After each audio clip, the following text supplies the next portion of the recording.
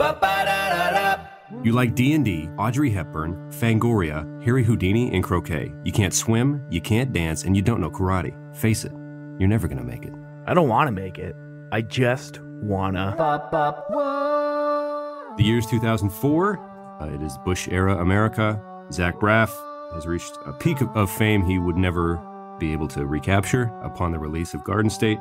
It was a big year for emotional boys, and perhaps the most emotional of boys were the members of My Chemical Romance, who saw the release of the music video for I'm Not Okay. After a large positive response to the MBOP Power Hour, we are doing the I'm Not Okay music video Power Hour in response to that, something Tom was vehement about not working, but I think it's one of the greatest music videos of all time, and we're here to discuss that today.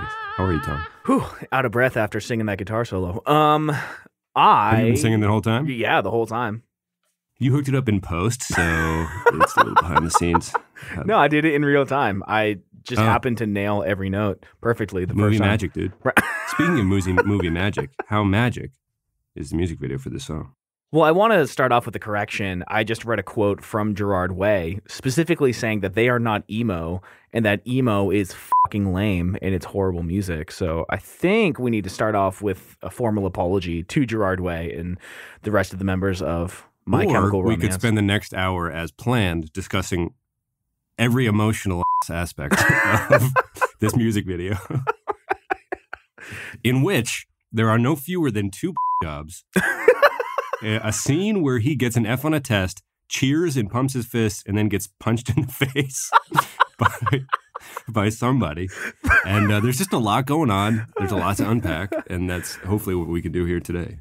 Yeah, let's. But they claim they're not emo. I mean, there's a lot. I guess we could start at My Chemical Romance, which is, I guess, no longer talked about much anymore. But at the time, we were about to enter high school, and they were considered an emo band.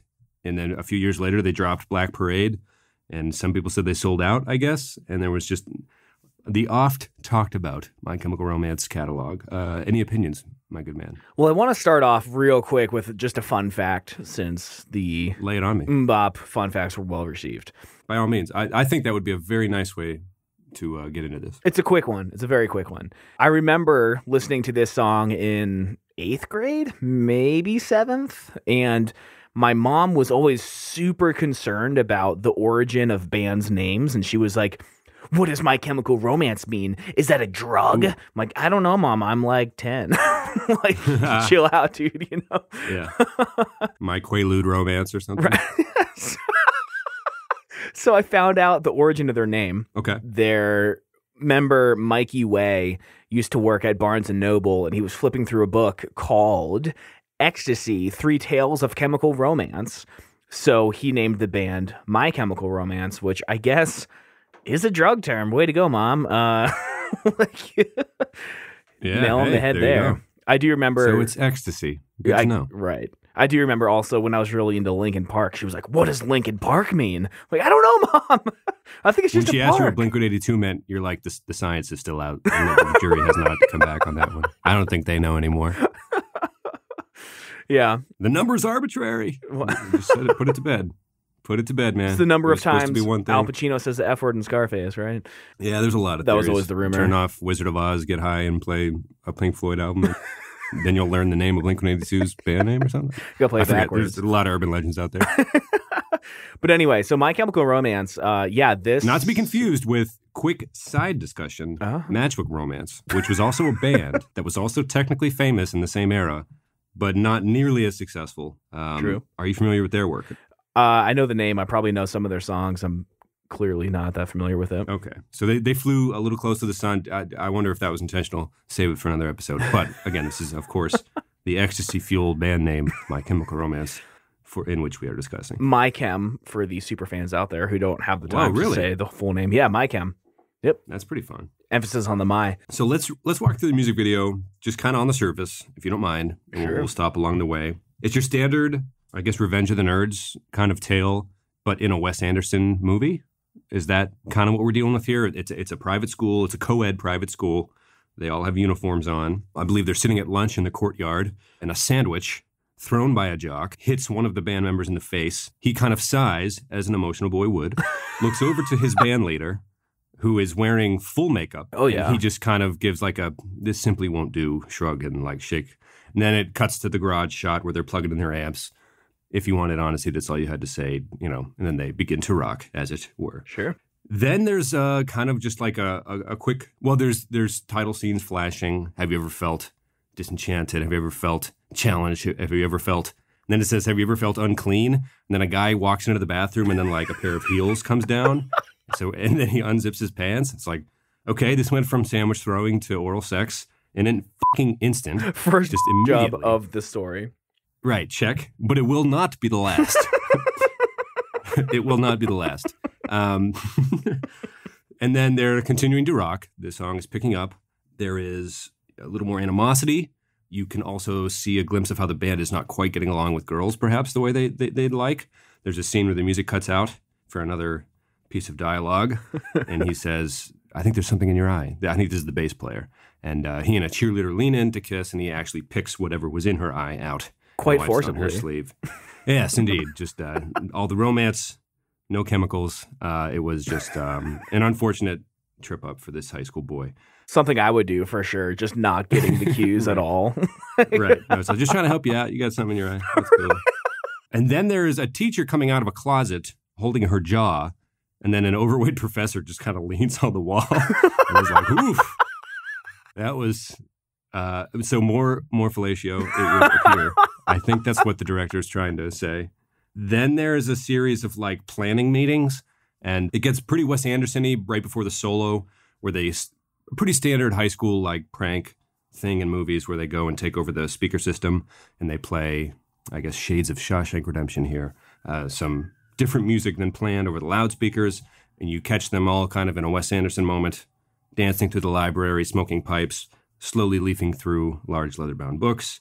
And then they hatch their plan, and they start pissing on the jocks' equipment with their own actual urine, and just viciously assaulting the mascot, just like undercutting him, maybe an MCL, maybe an ACL tear, definitely ligament damage to the knees of the mascot.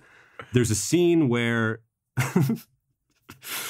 I skipped over a few things. I'm sorry. Anyway, it all comes back to the end where it's like my Harlequin romance, which the aughts were a great decade for the word Harlequin. I believe it was also in a song title of a Panic at the Disco song. It was a huge word during this period. But yeah, the nerds, I had mentioned the getting the F and getting punched in the face kind of inexplicably. So funny, yeah. At the end, they're running as the title cards go, and it ends with My Chemical Romance is the last slide. And you see the jocks and the nerds with, I guess, nerd science equipment on one side, and the other side has lacrosse sticks and shit, and they're about to, I guess, fight to the death. I think we could probably assume that. Sure. And then it just kind of ends, yeah. So that's what we're dealing with. What say you, Tom? What was your initial reaction to seeing it? Just trying to parse the meaning of the song, right? It was he had a crush on a girl who was dating the jock, right? So he was trying to win her heart, and then it didn't work.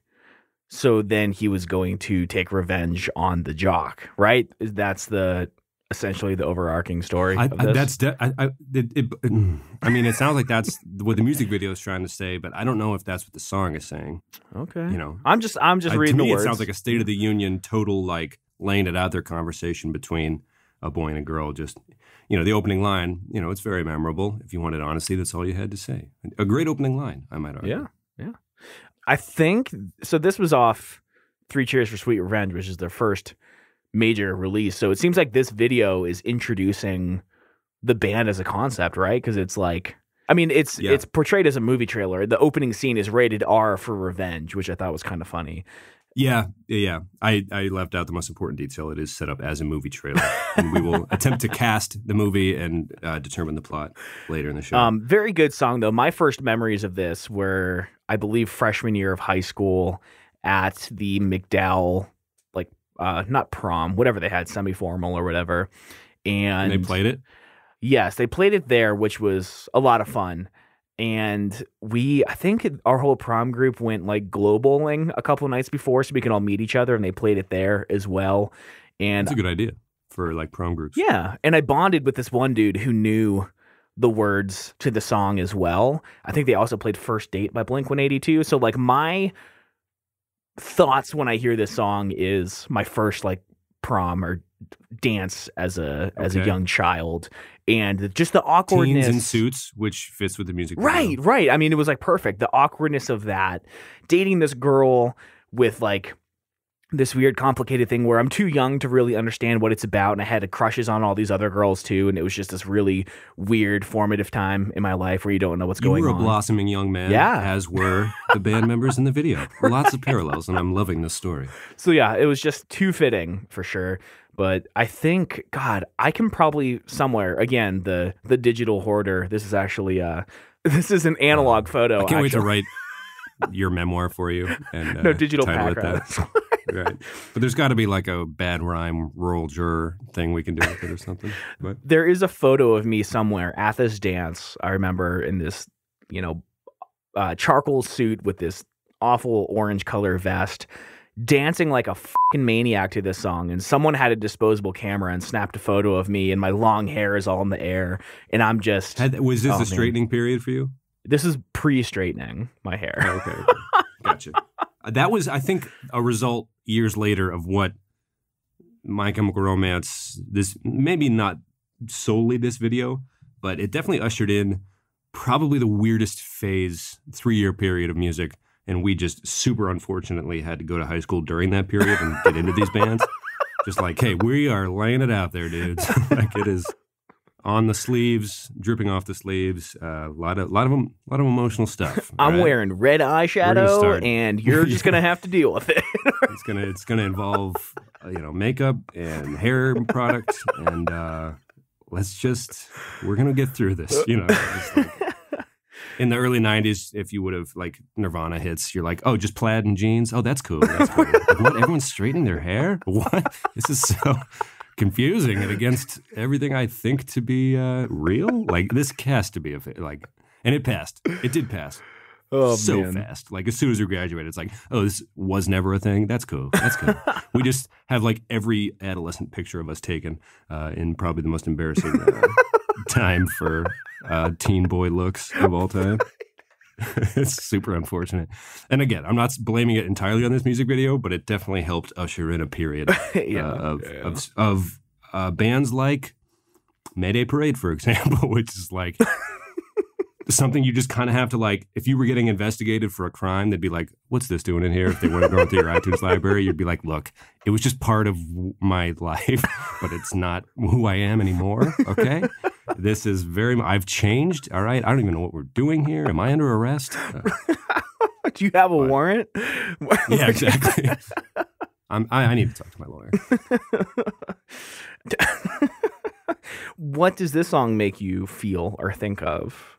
Oh, I don't know. There's a good, and I hate to just like be the show where it's like, hey, remember that meme we saw? But there was the one where it's like a kid laying in the rain on a basketball court at a park, and the rain is pouring down. And he's like, me listening to breakup songs at 13, having never been in a real relationship. And this is definitely one of those songs for me. Just like when they use their one word, and say I'm not a fucking K at the end. It was just like, yeah, but like. At the time, I felt probably more fine than I've ever felt as a spry, in-shape teen. Yeah, I don't know, but definitely emotional. I think I liked it because that album hits really hard and well. I'm using the wrong words. It's good. My sister gave me a binder of burned CDs as a very important and critical Christmas present in like 6th grade. Yeah. It had like Jet on it, Jack White or the White Stripes, Postal Service. Ooh, damn. Just many, I guess. A lot. I don't know if Motion City was on there, but this was My Chemical Romance was definitely on there. Taking Back Sunday, I think, was in that binder. Mm-hmm. But every band, I could list more early 2000s bands. But yeah, I think that was the first iPod song I listened to, and I was trying to convince myself it sounded significantly better, even though I couldn't tell the difference. But I listened to that album front to back over the course of the next 4 years for sure. So you were saying, which is interesting to me, you don't even think it's the best song/video on the album, which had, I think, 3 or 4 hits off of it, right? Yeah. And by hits, I mean, at that time, there was Fuse and like 3 different alt MTV channels that would play music videos by like The Academy Is and shit like that. So there was a lot of like, I don't know, quote unquote alt videos to be consumed at the time. You said Helena might be the best one on the album, video-wise. I think that may have actually been the first song I heard of theirs. Like, I remember on my mom's old CRTV, there was an AOL channel called AOL Sessions, and they would just play like music videos and stuff. And I saw that video, and first of all, it is an extremely emotional sounding song, right? And for a 12-year-old, again, who's never experienced a real relationship, it's crazy how you just get caught up into the emotion of it, not really knowing what it means. But the video, to give you a glimpse of how clueless I was about, I guess, everything.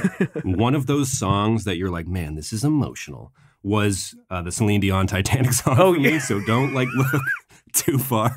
Dude, Pat, that was the first CD I ever bought. It was the single of My Heart Will Go On. The double VHS, man. It was like it's like, these can come in twos from Eagle Video. Just like, Jesus, dude, I'm learning so much. Quick side note, I was doing a survey last week, and I walked into this girl's house, and she had like a 4-year-old son, and he was watching Titanic, and I was like, oh, Titanic, huh? And she was like, yeah, he's like weirdly obsessed with it. And I started looking around the house, and this kid drew with crayons like 50 pictures of Titanic that were all taped to the walls and shit. It looked crazy. Like this 4-year-old kid was just obsessed with Titanic. I wonder if he just became a James Cameron fanatic and got really into the Avatar stuff when it broke. But anyways, Helena, right. I feel like this video is really telling of like what their career is going to end up being. I didn't fully appreciate who My Chemical Romance was until way too late. I mean, the whole thing was just like a super long performance art piece, right? Like the marching band it was like there are just like phone it in music videos, and I don't think this touches necessarily some of the like 11-minute classic Michael Jackson masterpieces for like Smooth Criminal and stuff. I'm not saying it ranks up there with those, but it would have to be in anybody's top 5 for the decade. Yeah. I don't know. I would just think it would be mentioned. It was very clever, very well executed. It was more of just like a, nowadays, I don't know. I showed you The Uncle, the Duke, and the Chief, a recent album from Born Ruffians. They released 3 music videos for the 3, what they thought were going to be singles off that record, which I think came out earlier this year. And it's meant to be consumed on YouTube in order, part 1, 2, and 3. And it has a color scheme to it and like characters, and it's like a mini movie in itself.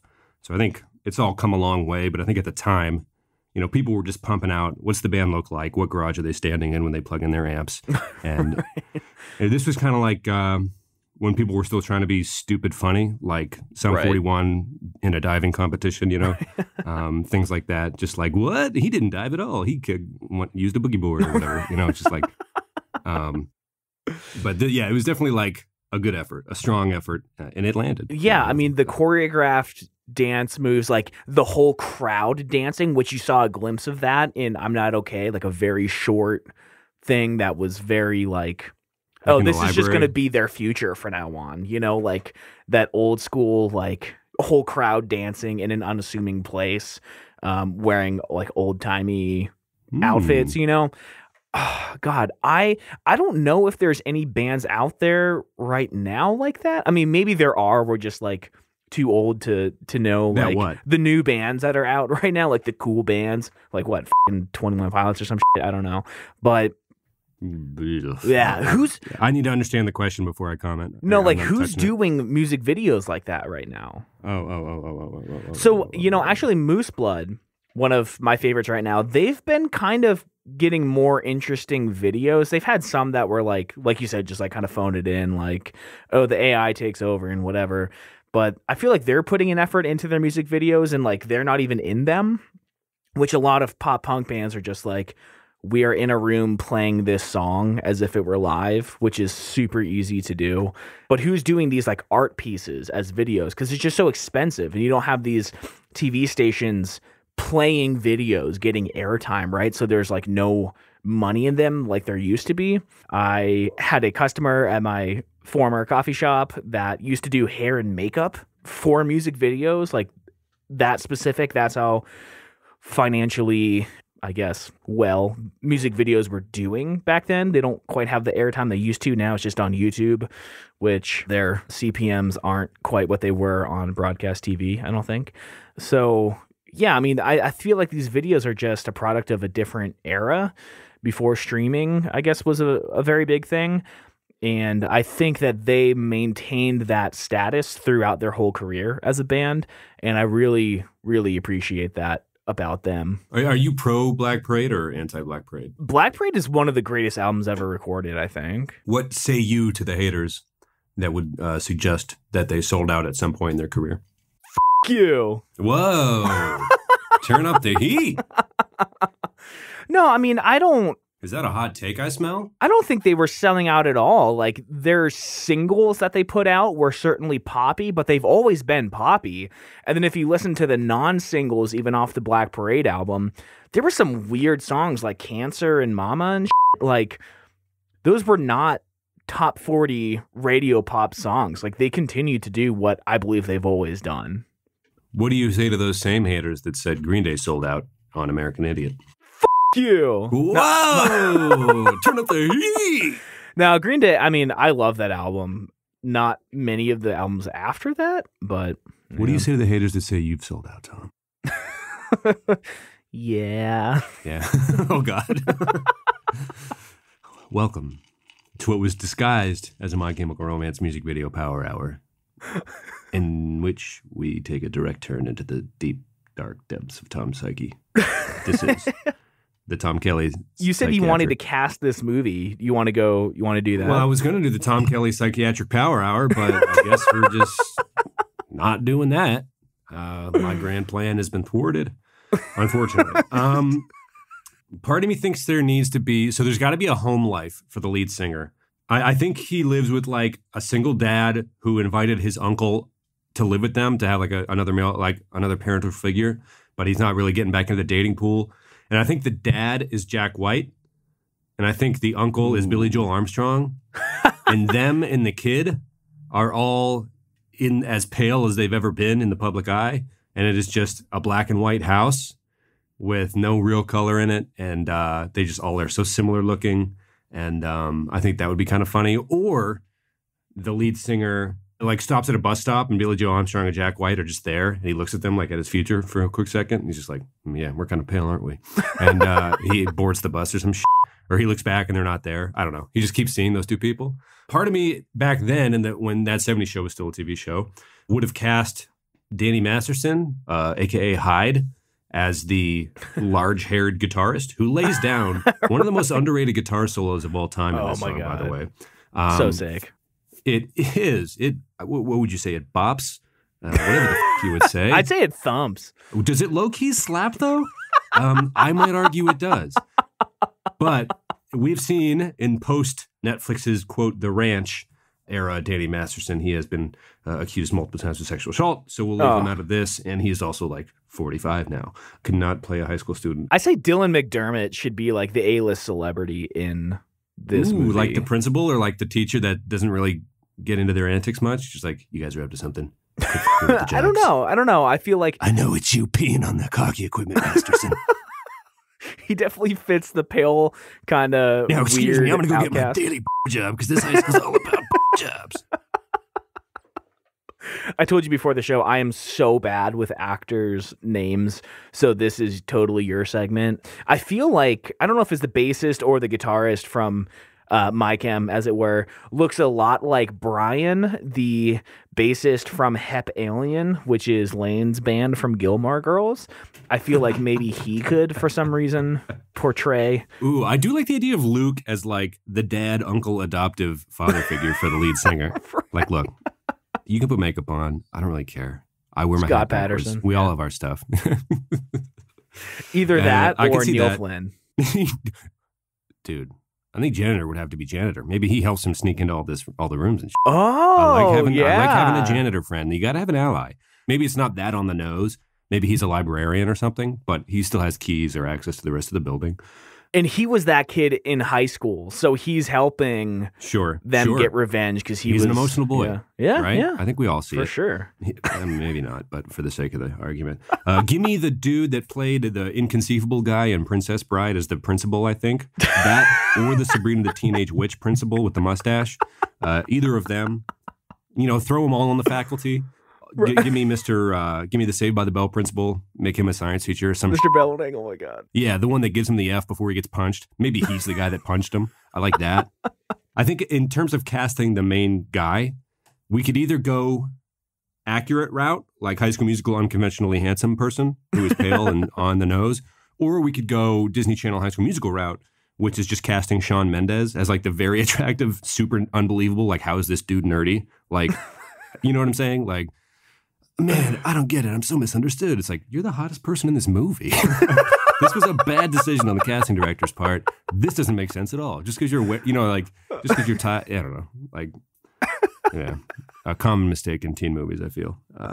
Anyway, so perhaps Shawn Mendes, perhaps not. Who's to say? It's this testosterone battle between the jocks and the emotional boys. But really, like, the emotional boys have these, like, group of girls who are really just the ones who pull all the strings and are the smartest ones. Right. You know what I mean? Like, who's the girl from 21 Jump Street who I think also voices the character in Archer? She was kind of like helping the bad guys. She's like, are we going to have sex now? Like that girl at the end. Kristen Shaw? Maybe.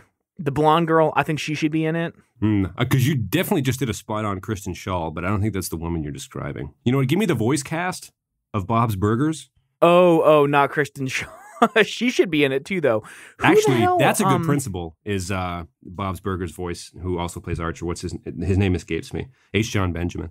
Let him be on the faculty. Maybe he's the dad. I just want him there with the rest of the principals. I have multiple principal school. Maybe it's a board of directors or something that has to determine at the end in a big trial-esque scene a la Accepted as to whether or not they should get expelled.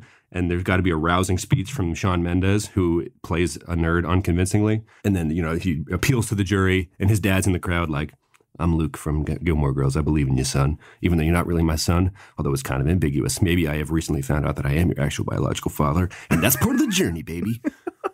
But who's to say, right? Who's to say? I was looking for Jillian Bell, by the way. She was in 22 Jump Street. Oh, see, you lost me there. If you're gonna hit me with the jump streets, could you please number them correctly, Tom? Or else this is just gonna go off the fucking rails, man. Sorry. I'm gonna cast Isla Fisher just because she's my girl. Okay. She can do anything. I don't care.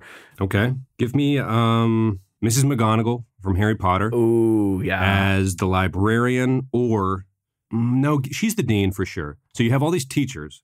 Wait, is she in cat or human form in this movie? Ooh, animatronic talking cat, a la Snoop Dogg's rat in the movie Malibu's Most Wanted. I love it. Toss that shit in, baby. We're doing all the tropes. Trial scene at the end. Talking animatronic comes out of the wall character. Shawn Mendes and a Mrs. McGonagall voiced cat at his house the day before his expulsion trial. What am I going to do, cat form lady? Well, be yourself, which is, I think, a lesson we've all learned here today throughout this Harlequin romance of ours. Oh, God. Oh, goodness. Now you got me on that.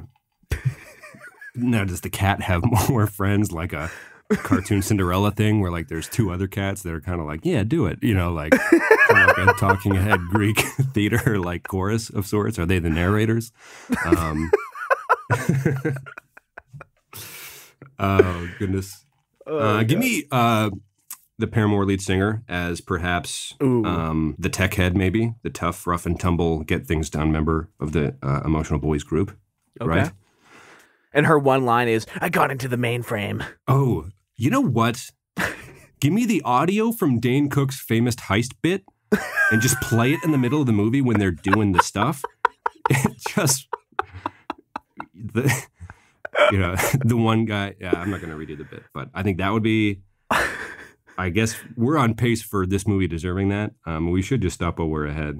It was good. It was good. McGonagall's the principal. Meryl Streep's the assistant principal / grandma, who is related to the Luke backwards hat guy, who also provides sage advice.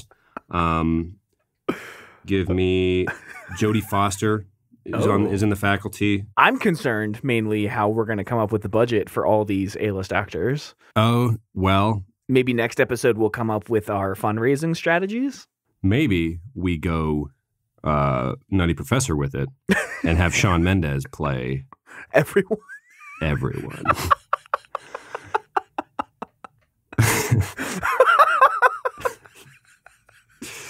Yeah. It's the best idea we've ever had on this show. Put that son of a bitch in everything. There's never a moment where he's not on screen. That son of a bitch is gorgeous. So I think that bit peaked. Right yeah, there. no, So cut it out. That's gonna get totally butchered into small bits. So are we ready to wrap it up? I think had we gone into your psyche would have gone better than actually finishing the show somehow. Casting the movie turned into an absolute shit show,